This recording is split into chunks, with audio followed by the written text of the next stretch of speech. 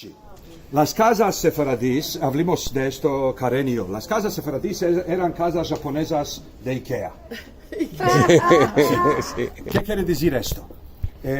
No eran como los europeos y como nosotros de hoy, que 80% de la casa, no, 100% de la casa no se troca, está todo como un museo.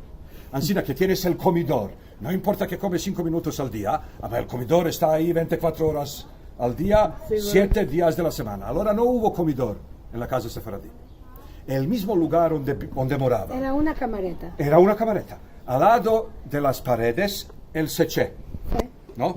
Debajo del seché, sanduques. En los sanduques se meten los ducheques y las colchas. Sí. Bueno, entonces, la camareta vacía. Sí.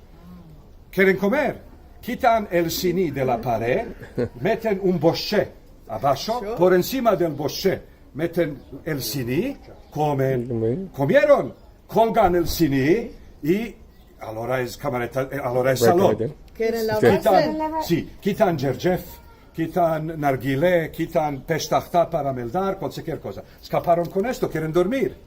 Quitan todo esto, quitan los ducheques, los meten en vaso, las colchas, se duerme. Escaparon. Por esto, familias enteras podían vivir En el mismo lugar. En el mismo lugar, porque era convertible. ¿Sí? El espacio convertía según los menesteres. No hubo camareta de echar, camareta de dormir. Esto era luxo. Sí, Sí, luxo. sí, esto era luxo. Bueno, no solo esto, sino como que dije antes, la más grande parte de las casas no tenía un mutvak dentro de la casa. Dentro de la casa, un mutvak, una cocina. Una cocina. Dentro de la casa se preparaba y se llevaba Al horno. Al al horno. horno. ¿Sí? Así que imaginad vos qué tipo de... Bueno, de una Sí, parte dudas. es impráctico, pero de otra parte es muy práctico.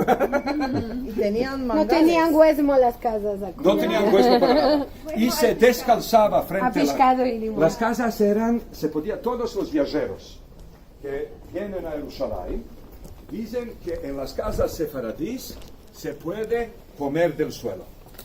Sí, es verdad. Porque era tan limpio. Sí, sí. Y tan bueno. Tan limpio, antes que todo. Todo con chilimes y con sellades.